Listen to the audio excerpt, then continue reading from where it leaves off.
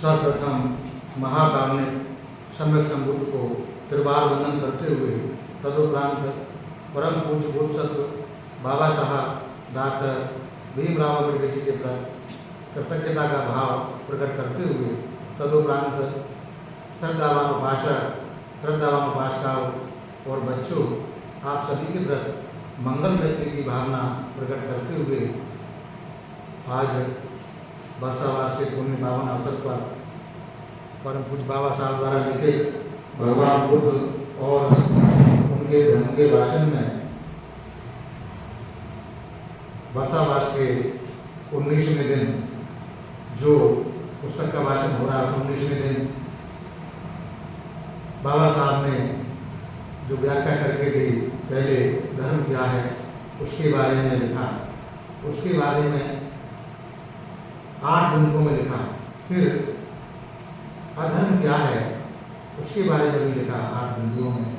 अभी जो चर्चा यहाँ बाबा साहब लिखते हैं जिसका वाचन हो रहा है वो लिखना है सद्धर्म क्या है।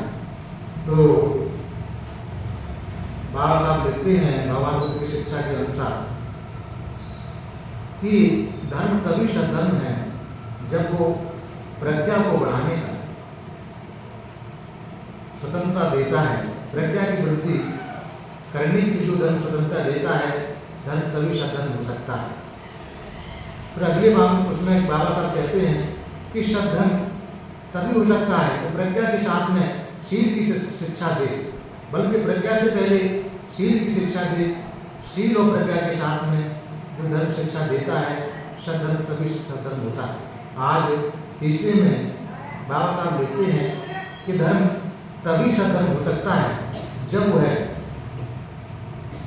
शिक्षा दे कि शील प्रज्ञा के साथ में करुणा जुड़ी हो, बगैर करुणा के प्रज्ञा और शील अधूरे हैं। तो बाबा साहब ने पहले प्रज्ञा को बल दिया, उसके बाद में शील को बल दिया, शील प्रज्ञा को बल दिया, उसके बाद में प्रज्ञा और शील के साथ में करुणा को जोड़ा।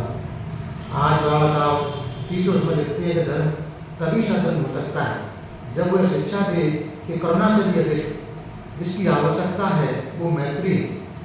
यहाँ बाबा साहब ने प्रज्ञा को भी पीछे छोड़ा, शील को भी पीछे छोड़ा, करुणा को भी पीछे छोड़ा, मैत्री को सर्वोपरि रखा। यहाँ बाबा साहब लिखते हैं कि भगवान बुद्ध ने करुणा को ही धर्म की नीति नहीं कहा। करुणा का अर्थ दुखी आदमियों के प्रति दया किया जाना है। बुद्ध ने और आगे बढ़कर मैत्री की शिक्षा दी। मैत्री का मतलब है प्राणी मात्र के प्रति दया का भाव। तथागत चाहते थे कि आदमी दुखी मनुष्यों के प्रति करुणा की भावना रखने से भी और आगे बढ़कर प्राणी मात्र के प्रति मैत्री की भावना रखे। जिस समय भगवान बुद्ध श्रावस्ती में विराजमान थे उस समय अपने एक प्रवचन में उन्होंने यह बात अच्छी तरह से स्पष्ट की कि मैत्री के बारे में जो वे बोलते हुए भगवान बुद्ध ने भिक्षुओं को कहा कि मान लो एक आदमी पृथ्वी खोदने के लिए आता है तो क्या पृथ्वी उसका विरोध करती है कि भिक्षुओं ने उत्तर दिया कि नहीं, भगवान विरोध नहीं करती। तो मान लो एक आदमी लाख और दूसरे रंग लेकर आकाश में चिन्ह बनाना चाहता है तो क्या तुम समझते हो कि वो बना सकेगा कि भगवान निश्चित से वो नहीं बना सकेगा। क्यों भिक्षु? भिक्षु बोले क्योंकि आकाश काला नहीं है। इसी प्रकार तुम्हारे मन में कुछ काले नहीं होनी चाहिए जो कि तुम्हारे राग द्वेष का परिणाम है। मान लो एक आदमी जलती हुई मशाल लेकर गंगा नदी में आग लगाने आता है तो क्या वह आग लगा सकेगा कि भगवान? निश्चित रूप से नहीं लगा सकेगा। क्यों? भिक्षुओं ने उत्तर दिया क्योंकि गंगा जल में जलने का गुण नहीं होता। अपना प्रवचन समाप्त करते हुए तथागत ने कहा कि भिक्षुओं, जैसे पृथ्वी आघात अनुभव नहीं कर सकती और विरोध नहीं कर सकती, जिस प्रकार हवा में किसी प्रकार की प्रतिक्रिया नहीं होती, जिस प्रकार गंगा नदी का जल अग्नि से प्रभावित नहीं होता, बहता रहता है, इसी प्रकार बच्चियों, यदि तुम्हारा कोई अपमान भी करते, यदि तुम्हारे साथ कोई अन्याय भी करते, तो भी तुम अपने विरोधियों के प्रति मैत्री की भावना अपनाए रखो। बच्चियों, मैत्री की धारा हमेशा प्रभावित रहनी चाहिए। तुम्हारा मन पृथ्वी की तरह दृढ़ हो, वायु की तरह स्वच्छ हो, गंगा नदी की तरह गंभीर हो।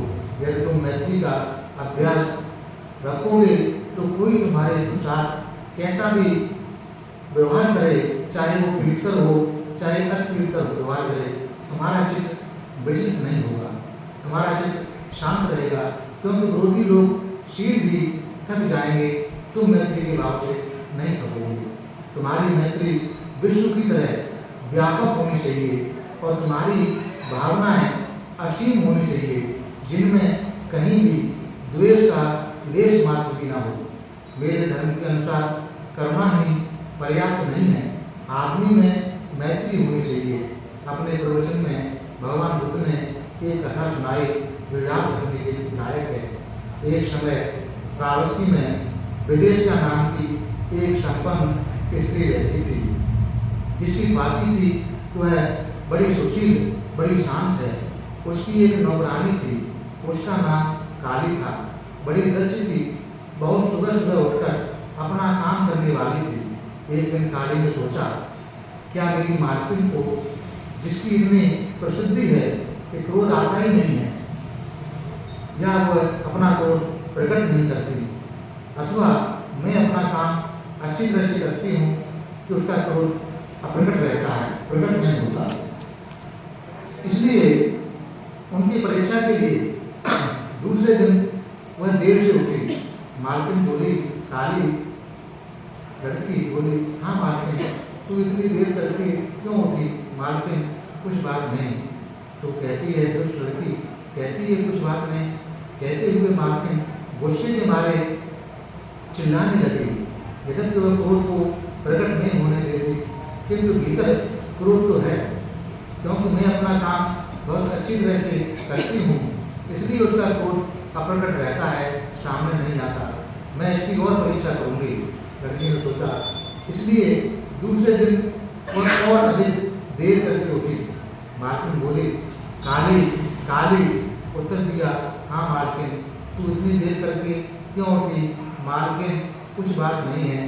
तब फिर वह बोली, दुष्ट लड़की कहती है, कुछ बात नहीं है। कहते हुए मालकिन और अधिक भिनभिनाई।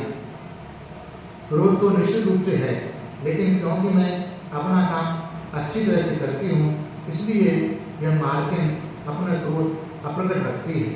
मैं इसकी और ज़्यादा परीक्षा करूँगी। इसलिए अगले दिन वह और विशेष देर करके उठी। मालकिन चिल्लाई, काली काली। लड़की बोली, हाँ मालकिन, तू इतनी देर से क्यों उठी? मालकिन, कोई बात नहीं है। तो वो कहती है, दुष्ट लड़की, इतनी देर से उठना कुछ बात नहीं है। इतना कहा तो गुस्से में आकर मालकिन ने दरवाजे की अरगल निकालकर लड़की के सिर में दी मारी। लड़की के सिर से खून बहने लगा। रक्त बहते हुए अपने फूटे सिर को लेकर लड़की चिल्ला चिल्लाकर पड़ोसियों को सुना रही थी, देखो रे लोगों अपने शांत मालकिन को, देखो रे लोगों अपनी क्रोध रहित मालकिन को। इतनी सी बात पर उसका काम करने वाली लड़की देर से उठी। वह क्रोध से इतनी पागल हो गई कि दरवाजे की अरगल निकालकर मेरे सिर में दे मारी, उसे फोड़ दिया। परिणाम स्वरूप जो विदेश का मशहूर हो गई थी, वह बड़ी अशांत है, बड़ी क्रूर स्वभाव की है। शांत और बनन तो है ही नहीं। अब वो जो पहले शांत के नाम से मशहूर थी, बनन के नाम से मशहूर थी, अब वह इस काम को करने से वह मशहूर होगी, बहुत अशांत है, बहुत क्रोधी स्वभाव की है। अब शांत नहीं है वो। इसी तरह कोई भिक्षु भी बड़ा शांत और बनन रह सकता है जब तक उसे अप्रसन्न करने वाले बात न की जाए। लेकिन किसी भिक्षु में मैत्री है या नहीं, इसकी परीक्षा तभी होती है जब उसके विरुद्ध कोई कुछ कहता है। इसके आगे तथागत ने कहा, कि मैं उस भिक्षु को मैत्री भाव संपन्न नहीं कहता, जो केवल भोजन वस्त्र प्राप्त करने के लिए मैत्री का प्रदर्शन करता है। मैं उसे ही सच्चा भिक्षु कहता हूँ जिसकी मैत्री का मूल स्रोत उसका धर्म है। भिक्षु कोई भी पुण्य कर्म मैत्री भावना की 16वें हिस्से के बराबर भी नहीं। मैत्री जो कि चित्त की गुणवत्ती है, उन सबको अपने अंतर्गत लेती है। यह प्रकाशमान होती है, यह प्रदीप्त होती है, यह प्रज्वलित होती है। इसी प्रकार भिक्षु जैसे सभी तारों का प्रकाश मिलकर भी अकेले चंद्रमा के प्रकाश के 16वें हिस्से के बराबर नहीं होता। चंद्रमा का प्रकाशमान होता है, प्रदीप्त होता है, प्रज्वलित होता है। इसी प्रकार भिक्षु कोई भी पुण्य कर्म मैत्री भावना के 16वें हिस्से के बराबर भी नहीं है।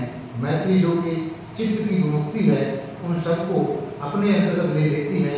वह प्रकाशमान होती है, वह प्रदीप्त होती है, वह प्रज्वलित होती है। और भिक्षु जैसे वर्षा ऋतु की समाप्ति पर स्वच्छ अनब आकाश में उगने वाला सूर्य तमाम अंधकारों को विलीन कर देता है, वह प्रकाशित होता है, प्रदीप्त होता है तथा प्रज्वलित होता है। और जैसे रात्रि की समाप्ति पर भोर का तारा प्रकाशित होता है, प्रदीप्त होता है तथा प्रज्वलित होता है, ठीक उसी प्रकार कोई भी पुण्य कर्म मैत्री भावना के 16वें हिस्से के बराबर भी नहीं है। उसी प्रकार मैत्री जो कि चित्त की विमुक्ति है, उन सबको अपने अंतर्गत ले लेती है। इस प्रकाशमान या प्रकाशमान होती है, प्रदीप्त होती है, प्रज्वलित होती है। भगवान बुद्ध ने यहाँ जो मैत्री की भावना का बताया कि मैत्री पुण्य कर्म के 16वें हिस्से के बराबर पुण्य कर्म नहीं होता, तो मैत्री इतनी महान है जिसका बाबा साहब ने उल्लेख किया है। उन्होंने सर्वोपरि मैत्री को रखा है। तो मैत्री को हमें अभ्यास करना चाहिए अपने जीवन में, केवल बोलने से नहीं, आचरण में लाने का प्रयास करना चाहिए। अगले में कहते हैं कि धर्म तभी सतर्क कहला सकता है जब वह तमाम सामाजिक भेदभावों को मिटा दे। धर्म तभी सतर्क हो सकता है जब एक आदमी दूसरे आदमी के बीच की तमाम दीवारों को गिरा दे। एक आदर्श समाज क्या है? बाबा साहब लिखते हैं, आदर्श समाज क्या है?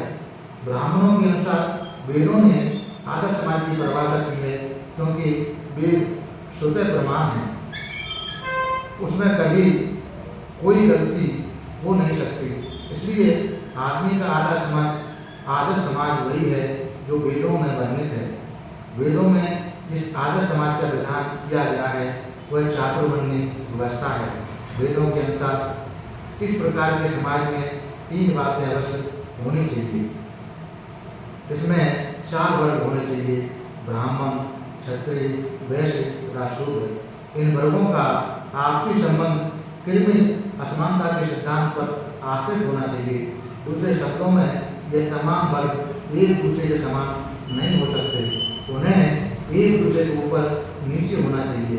सामाजिक दर्जे के बारे में, अधिकारों के बारे में तथा सुविधाओं के बारे में एक दूसरे के ऊपर नीचे होने चाहिए, ऐसा वेदों में दर्ज है। सबसे ऊपर ब्राह्मण, उसके नीचे क्षत्रिय, किंतु वैश्यों से ऊपर, उनके लिए नीचे वैश्य, किंतु शूद्रों से ऊपर, सबसे नीचे शूद्र। चातुर्वर्ण्य से संबंध है रखने वाली तीसरी महत्वपूर्ण बात यह है कि हर वर्ग को अपने अपने पेशे में लगा होना चाहिए। ब्राह्मण का काम है पढ़ना और पढ़ाना, धार्मिक संस्कार करना। क्षत्रिय का काम है शस्त्र धारण करना, लड़ना। वैश्य का काम है व्यापार करना और दूसरे का कारोबार करना। शूद्र का काम है ऊपर के तीनों वर्गों को सेवा करना, उनकी हर तरह सेवा करना, उनके सभी मैले कुचले तमाम प्रकार के कामों को करना। कोई एक वर्ग दूसरे वर्ग का पेशा नहीं कर सकता, वह उसके पेशे की सीमा में पैर नहीं रख सकता। इस आदर्श समाज के सिद्धांत को ब्राह्मण ने ऊंचा दर्जा दिया है, लोगों में इसका प्रचार किया।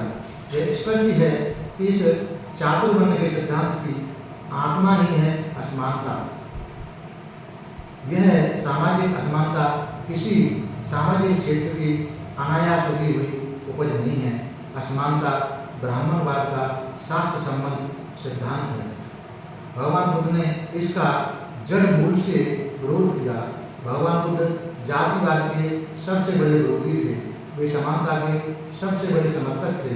जातिवाद और असमानता का समर्थन करने वाला एक भी तर्क ऐसा नहीं जिसका उन्होंने खंडन न किया हो। ऐसे ब्राह्मण बहुत थे जिन्होंने इस विषय में भगवान बुद्ध से विवाद करने का प्रयास किया, लेकिन तथागत ने उन्हें एकदम मौन कर दिया।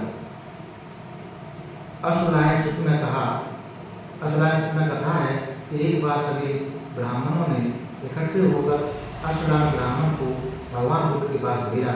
वह जाकर उनसे जातवाद के बारे में शास्त्रार्थ करे। अश्वलायन ब्राह्मण भगवान बुद्ध के सामने उपस्थित हुआ और ब्राह्मणों की श्रेष्ठता का पक्ष भगवान बुद्ध के सामने रखा। उसने कहा कि श्रवण गौतम, ब्राह्मणों का कहना है कि ब्राह्मण ही ऊंचे वर्ग के हैं, शेष सब नीचे हैं। ब्राह्मण ही शुक्ल वर्ण है, शेष सब कृष्ण वर्ण है। पवित्रता या शुचिता का वास केवल ब्राह्मणों में ही है, अब्राह्मणों में नहीं। केवल ब्राह्मण ही ब्रह्मा के और पुत्र हैं, उसके मुँह से उत्पन्न हैं, उसके रचे हुए हैं, उसके पैदा किए हुए हैं तथा उसके उत्तराधिकारी हैं। श्रवण गौतम का इस विषय में क्या कहना है? तथागत ने उत्तर दिया, अश्वलायन को एक बार तो हतवृद्धि कर दिया। भगवान बुद्ध ने कहा, क्या ब्राह्मणों की ब्राह्मण पत्नियां ऋतुमयी नहीं होती? उन्हें गर्भ धारण नहीं करती क्या? संतान उनकी उत्पन्न नहीं होती, प्रसव नहीं होता क्या? वह होते हुए क्या ब्राह्मणों का कहना कि ब्राह्मण ऊंचे वर्ग के हैं और ब्राह्मण ही ब्रह्मा के और पुत्र हैं, ब्राह्मण उसके उत्तराधिकारी हैं?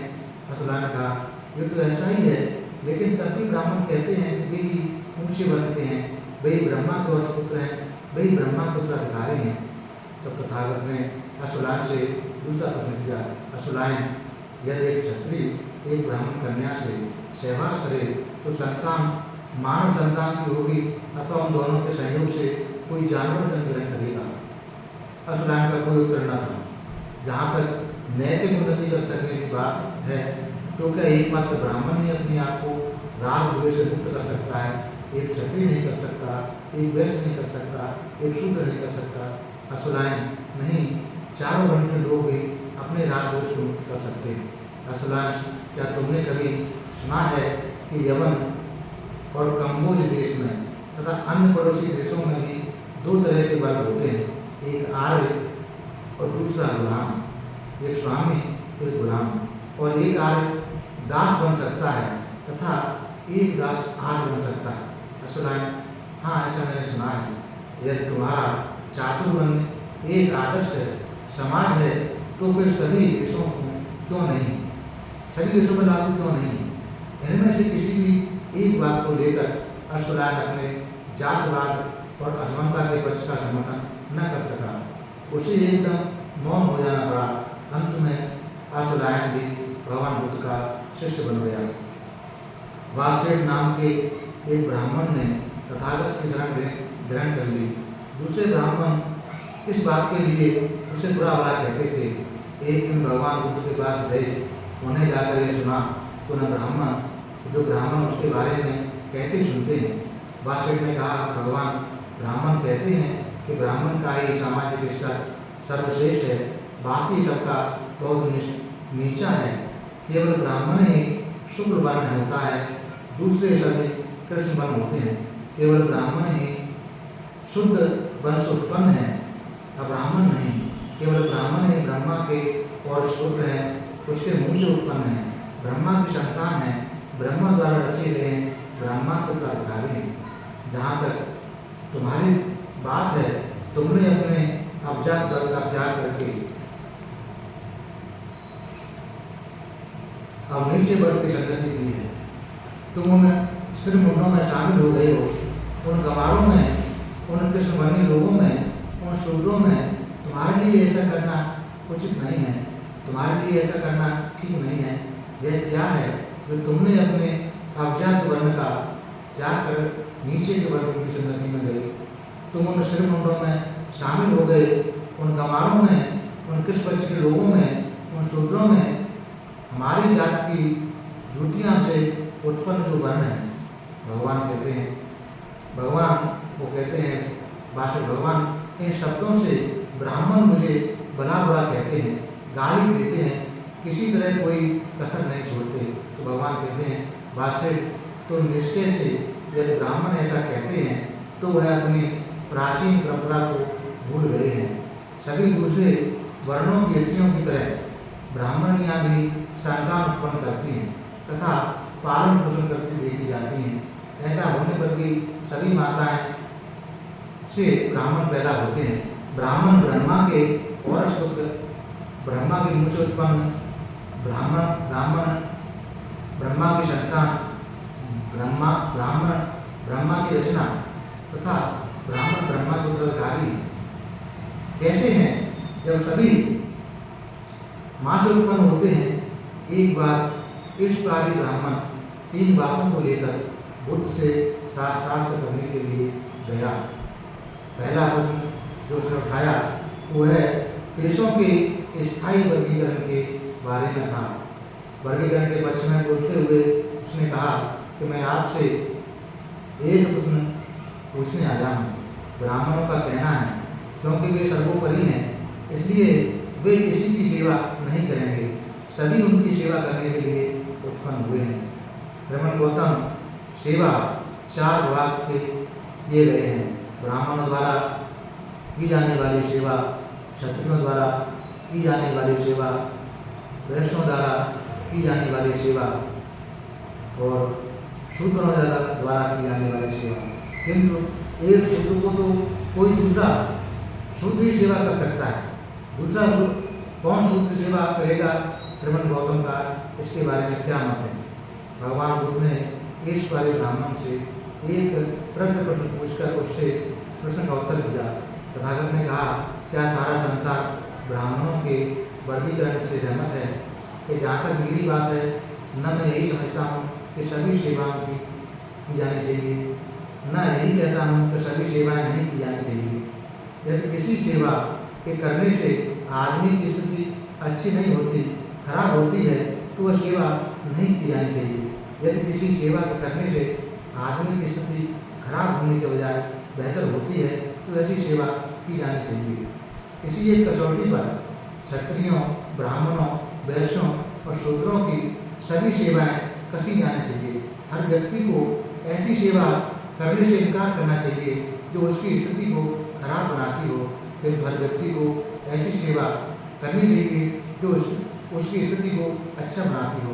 चर्चा का दूसरा विषय जो इस पारी ब्राह्मण ने उपस्थित किया वह यही था कि आदमी के दर्जे का विचार करते समय उसकी वंश परंपरा का भी विचार क्यों नहीं किया जाना चाहिए।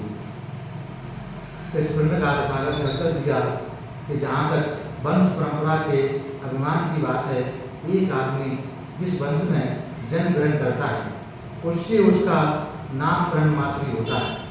वह क्षत्रिय वंश में पैदा हुआ, ब्राह्मण वंश में पैदा हुआ या वैश्य कुल में पैदा हुआ और वह शुद्ध कुल में पैदा हुआ, जैसे पैदा होता है, जिस प्रकार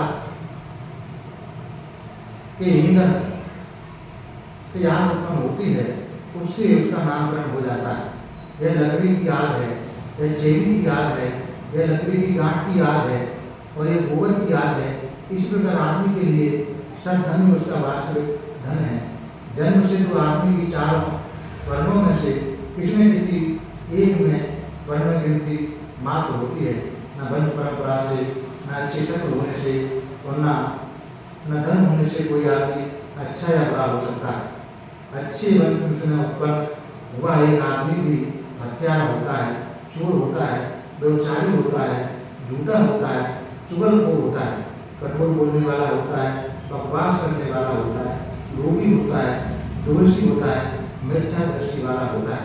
इसलिए कहता हूँ कि अच्छे वंश में उत्पन्न होने से कोई आदमी अच्छा नहीं होता और अच्छे वंश में उत्पन्न होने पर भी एक आदमी इन सभी दोषों से युक्त होता है। इसलिए मैं यह नहीं कहता कि अच्छे वंश में उत्पन्न होने की कोई आदमी अच्छा नहीं होता है, लेकिन सभी अच्छे नहीं हो सकते। एशकारी ब्राह्मण का तीसरा प्रश्न प्रत्येक वर्ग के पेशी का या आजीविका के बारे में संबंध में था। एशकारी ब्राह्मण ने तथागत से कहा, ब्राह्मण 4 तरह के जीविका के साधनों का विधान करते हैं। ब्राह्मणों के लिए शिक्षा, क्षत्रियों के लिए तीर कमान, वैश्यों के लिए व्यापार पशुपालन तथा शूद्रों के लिए बहनगी, दूसरों का धान ढोना। यदि इनमें से कोई अपना पेशा छोड़कर किसी दूसरे का पेशा करता है तो उसके लिए अच्छा नहीं है। ठीक वैसे है जैसे कोई चौकीदार किसी दूसरी संपत्ति का अधिकार कर ले। श्रवण गौतम, इसके बारे में क्या मत है आपका? क्या सारा संसार इस ब्राह्मणी वर्गीकरण से सहमत है? एशकारी ब्राह्मण का उत्तर था, नहीं। तो वासविक को तथागत ने कहा कि ऊंची आदर्श का महत्व ऊंची जाति से जन्म ग्रहण करने के लिए नहीं है। जात नहीं असमानता, जात नहीं असमानता नहीं, ऊंच नीच नहीं, यही तथागत की देशना है। दूसरे के साथ अपने आप को एक कर दो। यह सोचो कि जैसे वे हैं वैसा मैं हूँ, जैसा मैं हूँ वैसे वो है। इस प्रकार जो असमानतावादी सिद्धांत है वह सद्धर्म नहीं हो सकता, आदर्श समाज ऐसा नहीं हो सकता। धर्म तभी सद्धर्म है जब शिक्षा दे किसी आदमी के जन्म से नहीं बल्कि उसे कर्म से उसका मूल्यांकन किया जाना चाहिए। ब्राह्मण इस चातुर्वर्ण व्यवस्था का उपदेश देते थे। उनका आधार जन्म था। जो ब्राह्मण माता पिता के घर पैदा हो गया, जो ब्राह्मण माता पिता के घर पैदा हो गया वह ब्राह्मण है। जो क्षत्रिय माता पिता के घर पैदा हो गया वो क्षत्रिय है। जो वैश्य माता पिता के घर पैदा हो गया वो वैश्य है, और जो शूद्र माता पिता के घर पैदा हो गया वह शूद्र है।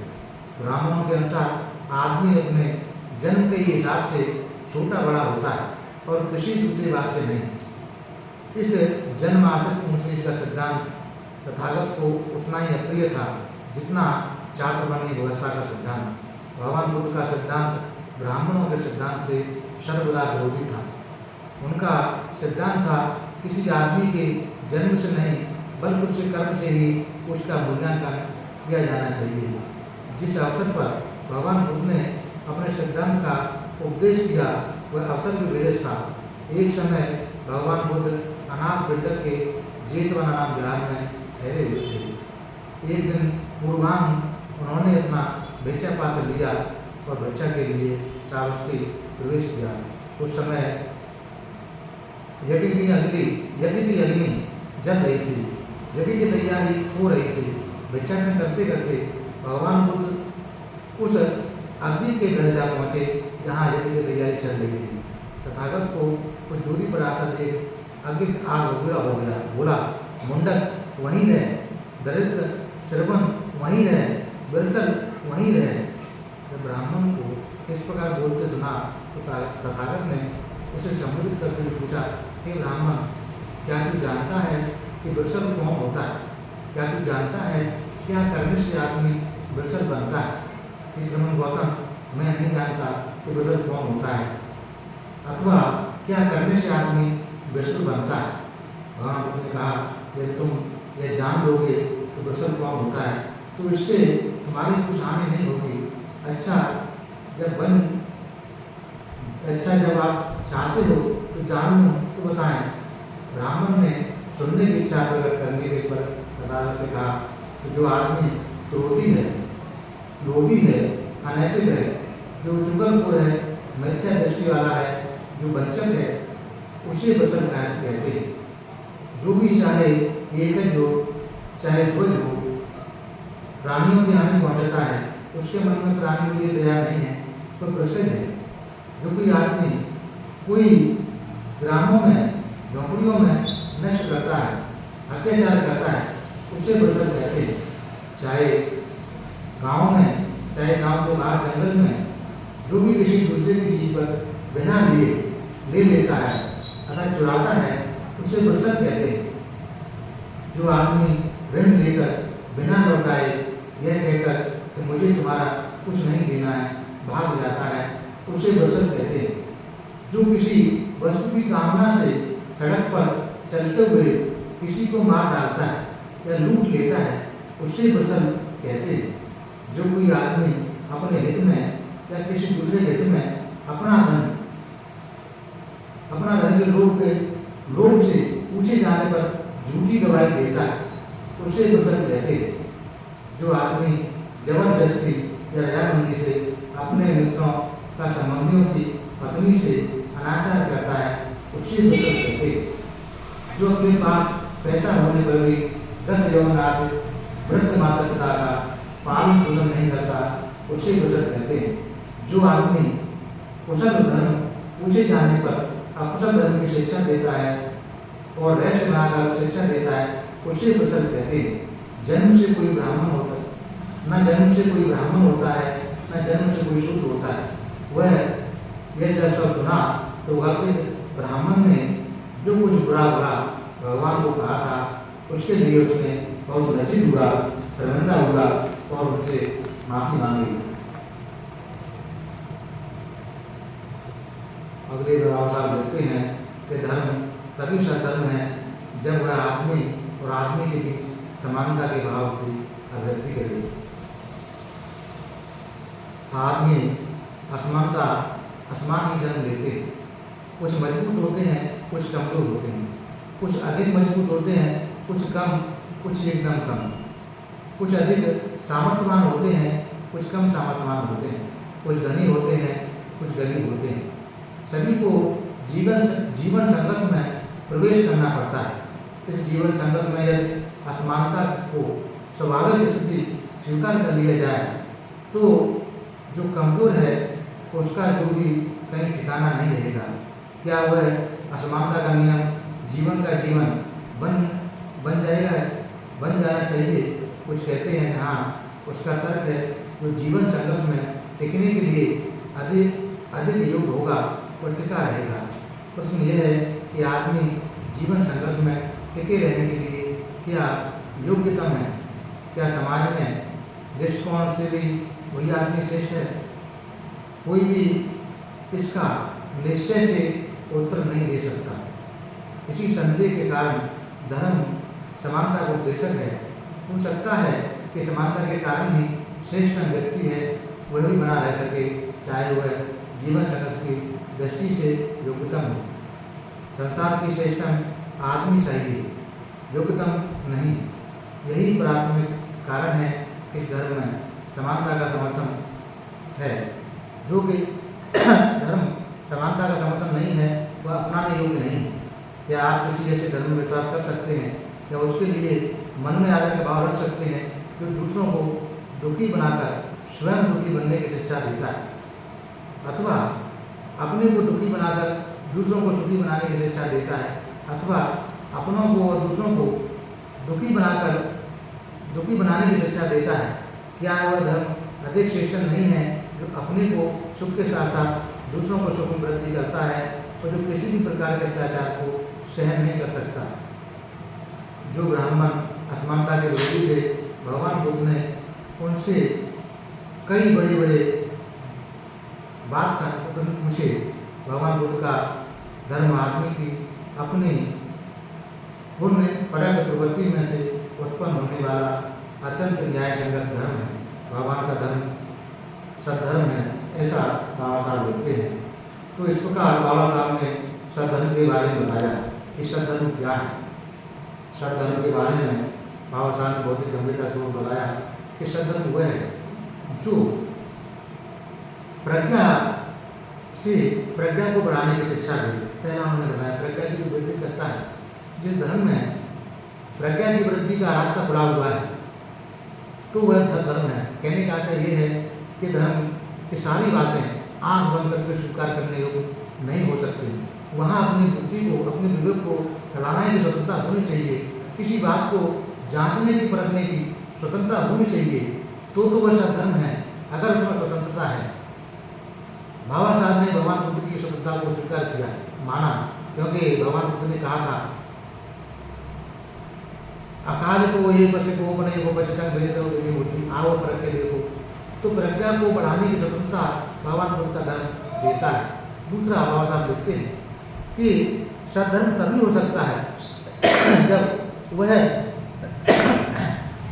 प्रज्ञा से भी अधिक महत्व शील को दे, क्योंकि प्रज्ञा दो धारी तलवार होती है और दो धारी तलवार अगर किसी के पास में है तो किसी की हत्या भी कर सकता है। अगर उसके पास शील है तो वो जन कल्याण के लिए तलवार का प्रज्ञा रूपी तलवार का इस्तेमाल होगा, किसी की हत्या के लिए नहीं। तो वह धर्म तभी सधर्म हो सकता है जो प्रज्ञा के साथ में शील को अधिक महत्व दे। अगले में बाबा साहब लिखते हैं कि धर्म तभी सधर्म हो सकता है जब वो शिक्षा दे प्रज्ञा और शील के साथ में करुणा की। अगर प्रज्ञा और शील के साथ करुणा नहीं है तो सधर्म नहीं हो सकता, ऐसा बाबा साहब लिखते हैं। क्योंकि हम शीलवान हैं, शील का पालन करते हैं, प्रज्ञा का अभ्यास करते हैं। अगर हमारे अंदर इतना कुछ धारण करते हुए किसी दूसरे प्राणी के लिए, किसी दूसरे व्यक्ति के लिए, किसी के लिए अगर करुणा का भाव नहीं है, दयालुता का भाव नहीं है, तो हम सधर्म के रास्ते नहीं हो सकते। अगली बार में बाबा साहब और एक कदम आगे बढ़ते हैं। वो कहते हैं कि सधर्म तभी सधर्म हो सकता है जब वह मैत्री की शिक्षा दे। करुणा से भी ज़्यादा मैत्री का बाबा साहब ने बल दिया। बाबा साहब ने प्रज्ञा को, शील को, करुणा को पीछे छोड़ते हुए मैत्री को संपूर्ण धर्म कहा कि मैत्री ही संपूर्ण धर्म है।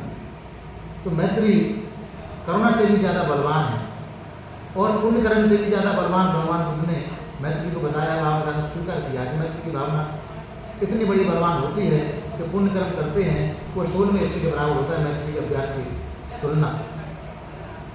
तो मैत्री का अभ्यास बाबा साहब ने सबसे ज़्यादा बलवान बताया और उन्होंने कहा कि सधर्म तभी हो सकता है जो दो मनुष्यों के बीच के दीवार को गिरा दे, वो मैत्री के बल पर गिरेगी।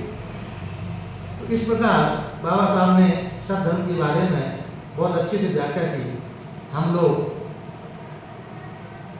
भगवान बुद्ध की जो शिक्षा है, जिसको बाबा साहब ने अपने शब्दों में इस पुस्तक में चुन चुन के मोतियों से पिरोया है, उन शिक्षाओं को हम समझें, ठीक प्रकार से सुनें, ठीक प्रकार से समझें, उन्हें धारण करें। धारण करते हुए अपना कल्याण साधें, अपने परिवार का कल्याण साधें। परिवार का कल्याण सदेगा, समाज का कल्याण सदेगा, समाज का कल्याण सदेगा, देश का कल्याण सदेगा। आज हमने सुबह से ध्यान करके, चक्रमण करके, शील ग्रहण करके, पूजा वंदना लेके, सूत्र श्रवण करके, सूत्र पठन करके, शाम को भी शील ग्रहण करके, पूजा वंदना लेके, धम्म श्रवण करके जितने भी पुण्य अर्जित किए हैं, ये सारे पुण्य हम सभी देवताओं को अनुमोदन करते हैं। इस पुण्य के बल से सभी देवताओं का श्रद्धा, शील, श्रुत, त्याग, प्रज्ञा आगे बढ़ जाए। सभी देवता सबको धार्मिक सुरक्षा प्रदान करें। उसके बाद ये सारे पुण्य हम लोग अपने आचार्य, उपाध्याय और वरिष्ठ बंधे लोगों को अनुमोदन करते हैं।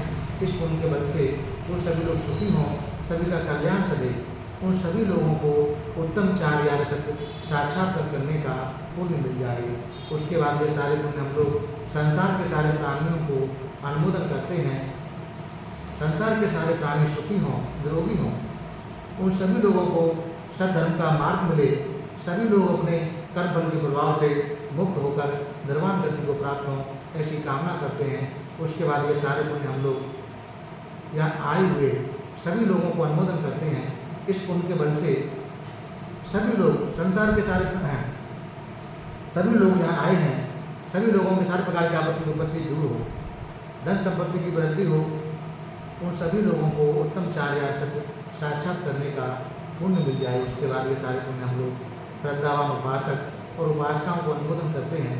उस पुण्य के बल से सभी जो हमको भोजन, चीवर, कुटिया, दवा, परिष्कार आदि सेवा करते हैं, इस पुण्य के बल से उनको उनके जीवन के सभी प्रकार की आपत्ति विपत्ति दूर रहें, सारे प्रकार की विघ्न दूर रहें, धन संपत्ति की वृद्धि हो। तिरत्म के अनुभव से किए हुए पुण्य के बल से उन सभी लोगों को उत्तम चार्य सत्य साक्षात्कार करने का पुण्य मिल जाए। सबका भला हो, सबका मंगल हो, सबका कल्याण हो। भवतु सब मंगलम, भवतु सब मंगलम, भवतु सब मंगलम।